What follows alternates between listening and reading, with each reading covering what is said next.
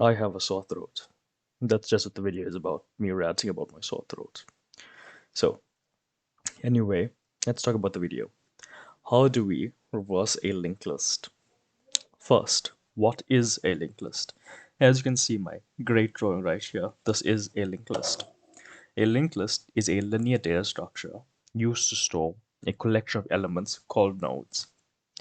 Each node itself is comprised of two main components: data, that is the actual value or information that the node holds, and a pointer. And you know what a pointer is. A pointer is a variable that is used to store an address. If the pointer holds the address that points to null, that indicates end of list. In a singly linked list, that's a linked list with only unidirectional unidirectional links. Each node contains a data element and a pointer to the next node. Wow, my voice changed. So the last node in the list points to a special value called null pointer null, as I just stated here, indicating the end of the list. So we notice that we have a variable called h or head. That is the reason. The reason why is because the address of the first node is stored in a separate location. It can be called anything. Head, first, beginning, doesn't matter.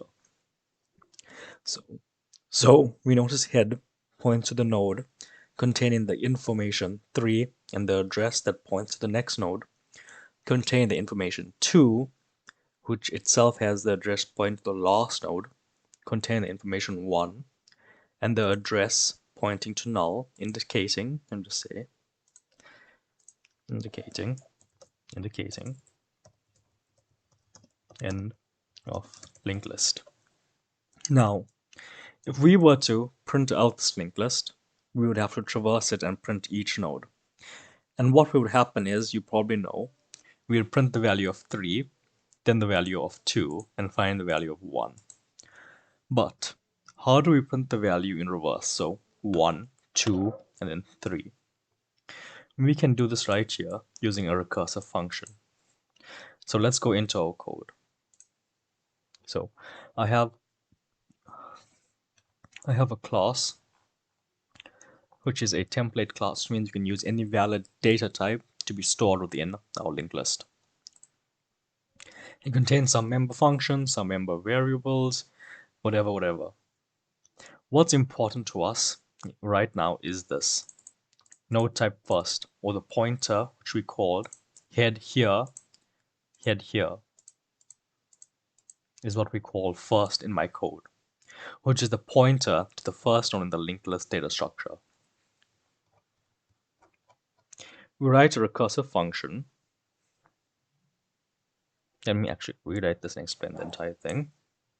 So let's start. So let's reverse print the linked list starting from the first node and moving, starting from the last node and moving toward the first node. Now, how do we do this? So it'll be a template function. It has to be, because our class is a template. By the way, if you don't know what templates are, don't worry about that. Just worry about the actual function. It's a function that returns nothing, so it's void. It is of the class linked list type. So we have a resolution scope operator, that being the double. These are colons, because that's a semicolon. Yeah, double colon. Our function name, reversePrint, and the parameter. It takes a node type of type. You probably don't know what node type is, so let me just show you that. Current and const. Okay. Before I write the function, let me find where node type should be here. Yeah. So this represents a single node. It also is a template. You can see that node type is a structure that contains two elements.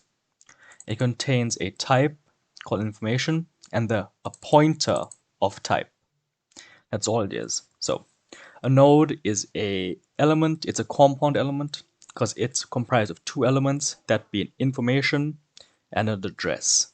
The address is given by a pointer. So let's come back to our function. and then we say base case. So you know we have recursive function, so we must have a base case so we can escape the recursive function. And that is if current is not equal to null pointer, we'll just do a reverse print with current, and we'll move to the next link. We'll do a cout current info. So let me just try to explain this. This is our call stands for recursive call. So we recursive call the function reverse print on the next node,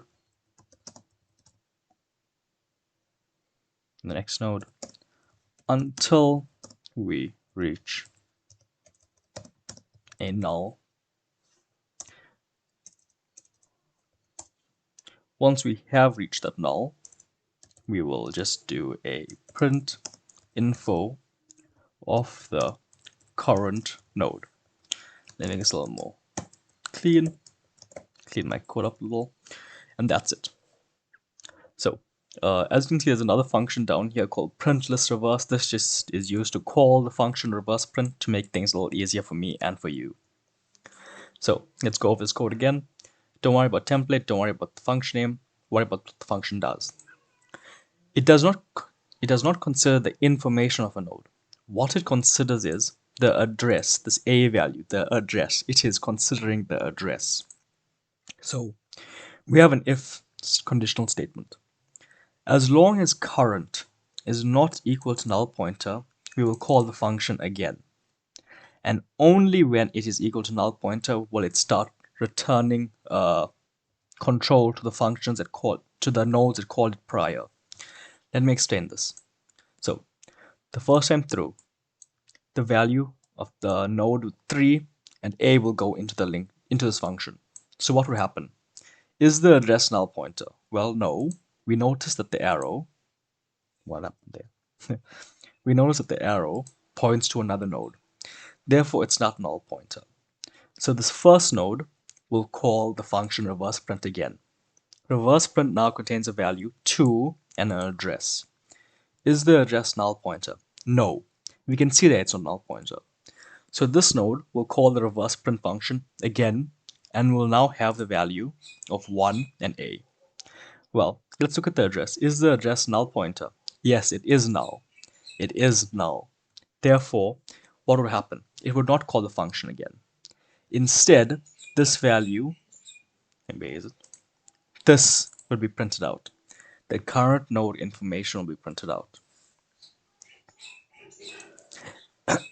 And then control return to this node. And this node, after it reverse prints, the only thing it can do next is print out current information. And then control return back to the 3 node, this node here. And the only thing it can do is print out current information.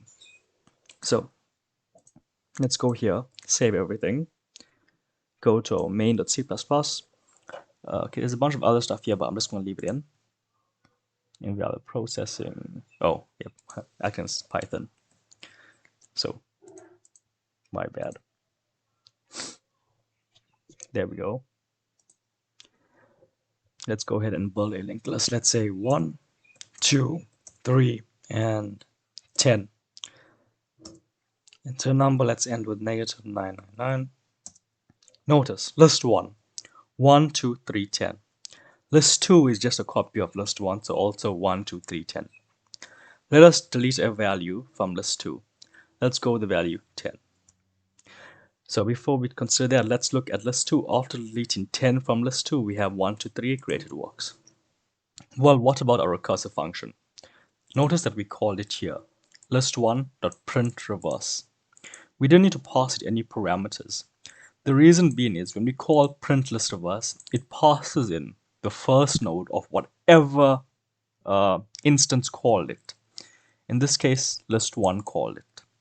So we get the how can we reverse linked list using recursion.